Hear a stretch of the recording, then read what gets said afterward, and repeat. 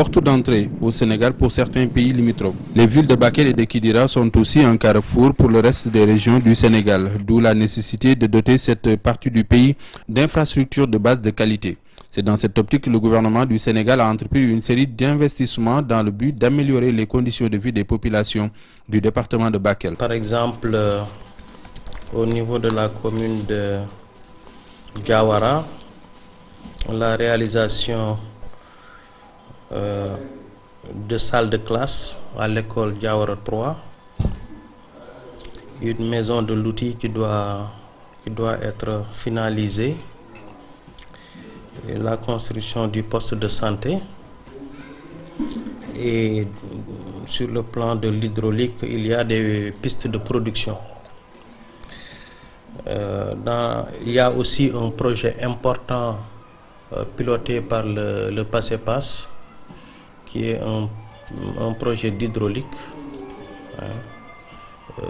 Donc à ce niveau, il y a eu la réalisation d'un grand château d'eau pour permettre à la commune de Diawara de disposer, n'est-ce pas, d'un réseau d'eau potable, ce qui est considérable. Pour la commune de Bakel, il y a eu, sur le plan de l'éducation, la construction d'un nouveau lycée de Bakel. La maison de l'outil aussi a été finalisée. Je crois qu'il ne reste que les équipements. Il y a eu la construction aussi d'un centre polyvalent qui est à 80% réalisé. Du point de vue de la santé, du point de vue de l'éducation, toujours nous avons avec co-développement la réalisation d'un centre d'enseignement professionnel à Bakel, qui est finalisé et qui est fonctionnel. Compte tenu de la position géographique de notre commune, qui est une commune frontalière, qui est un centre international d'échange, où nous avons beaucoup de pays avec lesquels nous commerçons, le Mali, la Mauritanie, mais également qui constitue la commune, la porte d'entrée du Sénégal à partir des pays de l'UEMOA et de la CEDEAO. C'est ce qui explique que l'État du Sénégal, disons le gouvernement de l'alternance, s'est beaucoup préoccupé de la commune, afin que la commune de Kidira puisse être une vitrine du Sénégal à l'image de la capitale Dakar. Les réalisations vont se poursuivre parce qu'après la finition de la plateforme des gros porteurs, l'État du Sénégal a décidé de reprendre intégralement le tronçon de la nationale qui traverse la ville, mais aussi la voirie urbaine avec les voies secondaires. Ville Carrefour, à côté de Tambacounda, Kidira est aujourd'hui en train de faire sa mutation en changeant de statut. Érigée en commune il y a quelques années à la faveur d'un redécoupage administratif, la ville de Kidira a, avec l'appui du gouvernement du Sénégal, mis sur pied une série d'investissements structurants pour mieux répondre aux aspirations de la nouvelle commune. Le gouvernement a réalisé beaucoup de choses dans la commune de Kidira, particulièrement dans le domaine de l'éducation, de la santé, de la promotion des femmes, mais également dans le cadre de l'aménagement du territoire. Dans le cadre de la démocratisation de l'éducation, le gouvernement de l'alternance a réalisé d'abord la case des tout-petits, également le lycée de Kidira, mais aussi le centre de formation professionnelle qui contribue à la formation aussi bien des groupements féminins que des jeunes dans le domaine de l'électrification, mais aussi au niveau de la promotion des femmes pour qu'elles puissent se prendre en charge afin qu'elles puissent s'autonomiser. Ainsi, toutes les couches sociales sont prises en compte pour un mieux-être, mais également un épanouissement des différentes classes d'âge. Une cinquantaine de jeunes garçons et filles apprennent à être autonomes en embrassant un certain nombre de métiers grâce à un centre d'enseignement technique. Le CRETEP de Kidira accueille des jeunes âgés de 12 ans au moins. Ces jeunes viennent de divers horizons. Soit ils viennent de la ville de Kidira ou bien des villages environnants. C'est aussi des jeunes soit scolarisés ou sous-scolarisés ou non même scolarisés. Des jeunes qui en classe de 4e, soit ont abandonné les études, ou bien ne peuvent plus continuer avec l'enseignement général, viennent au niveau de centre pour donc avoir une formation, avoir un métier, une formation professionnelle pour pouvoir donc être fonctionnel, pour pouvoir être opérationnel après la formation de 3 ans. Nous avons 4 filières ici au niveau du CETF. Nous avons la filière électricité, la filière restauration, la filière couture et la filière coiffure. Ça a permis d'attirer donc les jeunes filles qui déjà étaient donc en ville et qui n'avaient pas de quoi faire. En plus, ces jeunes filles quand même auront la capacité d'être opérationnelles à la fin de la formation. Mais quand même, l'impact que nous avons vu au niveau donc de la commune de Kidira, c'est qu'il y a un engouement. Et les jeunes filles sont très intéressées par la formation. Parce que c'est une ville frontalière avec beaucoup de pays d'Afrique, donc de la sous-région, et qui quand même a un potentiel très, très grand et qui peut quand même être une ville carrefour, qui est une ville carrefour, mais qui peut être aussi une ville qui accueille beaucoup de personnes venant donc de ces pays-là. L'insertion professionnelle des jeunes sous-scolarisés constitue un défi majeur à relever pour les autorités du département de Bakel. Le centre de formation technique et professionnelle ouvre ses portes à ceux qui ont quitté très tôt l'école ou qui n'ont pas eu la chance de la fréquenter. Les élèves qui sont là, que nous formons, donc devront être à mesure de faire des plans et même d'avoir des équipes pour les constructions des bâtiments. En dehors de la construction des bâtiments, ces maisons qu'ils font construire doivent être électrifiées. Et maintenant, pour l'électrification, c'est nos élèves aussi qu'on voudrait bien qu'ils soient des responsables à ces constructions.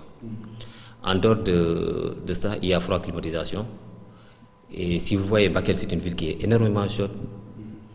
Et dans beaucoup de maisons, il y a les climatiseurs, les ventilos qu'on installe et qui peuvent tomber en panne et que nous jugeons que nos élèves pourront gagner peut-être ces marchés dans le futur. Pour le moment, on est à 53 élèves. 53 élèves, il y a certains qui sont en classe préparatoire et la majorité sont au niveau CAP. Il y a 6 filles pour le moment. Sur les 50? Oui, sur les 53, on a 6 filles. Et une qui est en froid climatisation et les 5 sont en dessin bâtiment. L'État du Sénégal a décidé de construire un centre multimédia communautaire qui va permettre à la jeunesse de s'épanouir parce que nous aurons là-bas un cyber, une radio communautaire, mais également une salle polyvalente pour les manifestations de la jeunesse. Bien que datant de la période post-indépendance, la locomotive de l'axe Dakar-Bamako tire encore quelques wagons sur des rails qui n'ont que trop subi l'usure du temps. Cependant, bien que seul sur cet axe, il n'a pas réussi à voler au trafic routier ses clients, créant ainsi un regroupement assez sauvage de gros porteurs, ce qui naturellement participe au développement économique des localités traversées, mais en dégradant l'environnement de ces mêmes villes. Alors, pour lutter contre ce phénomène, le gouvernement du Sénégal a prévu sur une superficie de 6 hectares la construction d'une plateforme de stationnement des gros porteurs. Sur cet espace, des engins labourent encore le terrain, pendant que l'engin malaxeur attend sur un espace encore vierge.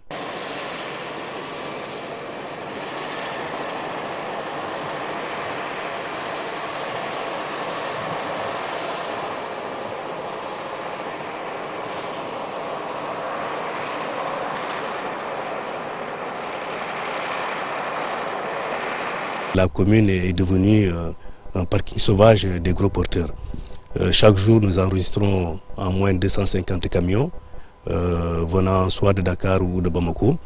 Mais en moyenne également, nous enregistrons plus de 100 camions qui passent la nuit dans la ville. Évidemment, s'il n'y a pas de parking des gros porteurs, ça pose un problème d'abord d'occupation de l'espace, mais aussi d'insécurité ambiante. À chaque fois, il y a des camions qui tombent parce que la chaussée, notamment le tronçon de la nationale qui traverse la ville, est complètement dégradé. parce que la capacité de charge a été complètement dépassée. Et vous savez également que les camions, quand ils quittent Dakar, ils sont surchargés.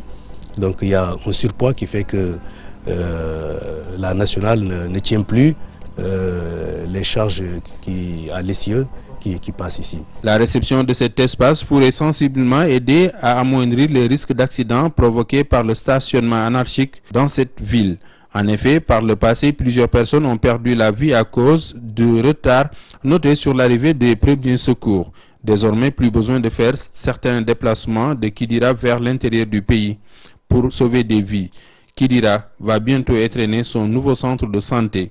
Les manœuvres sont à pied d'œuvre sous la supervision du conducteur des travaux. Actuellement, je peux dire que tous les travaux sont terminés presque à 100%. Si nous prenons par exemple les grosses œuvres, les bâtiments sont terminés à 100% avec tous les corps d'État. Bon, la voirie actuellement, je suis à 98% des travaux réalisés. Et dans 2 semaines, je pense que le tout sera terminé à 100%. Vous avez ici d'abord la salle d'hospitalisation. Et là, vous avez la morgue. Ce bâtiment, c'est la vianderie. Et l'étage, c'est l'administration. Bon, ce bâtiment, pratiquement, vous avez au moins 4 pièces par 3. Et vous avez 5 pièces par 2. Et ça vous donne le nombre des malades hospitaliers. Bien que pauvre pour le moment, la banque de sang de Bakel pense tout de même à sa sœur jumelle de Tamba, qui a reçu quelques poches du liquide précieux pour sauver des vies. Tamba, en tant que région, constitue la plus grande région, n'est-ce pas? De Bakel à Tamba, nous évacuons sur 250 km, n'est-ce pas? Donc rien que présenté comme ça, vous voyez l'importance d'avoir une banque de sang et d'avoir un bloc opératoire. Impact, effectivement, il n'y a pas d'affluence comme dans les hôpitaux, peut-être à Dakar, mais même si c'est sauver une vie en 1 mois, ça a son importance. En fait, c'est un bloc sous. Sous, ça veut dire soins obstétricaux d'urgence. Donc on est limité dans nos actes gynéco-obstétricaux. On ne fait que les urgences pour sauver une vie. Donc c'est très important d'avoir un bloc, d'avoir un labo, n'est-ce pas? Quand vous savez que saignement, cela nécessite qu'on fasse des bilans pour préciser en fait certains diagnostics. Fermé aujourd'hui, faute de patients, le bloc opératoire de Bakel n'a rien à envier aux autres structures proposant les mêmes services. Ici, le docteur Kabou et ses collègues ont déjà soulagé quelques familles. Si les blouses blanches se sont efforcés de sauver quelques vies, l'État du Sénégal continue de jouer sa partition en prévoyant d'étendre les réseaux d'eau et d'électricité dans les zones les plus reculées du département de Bakel.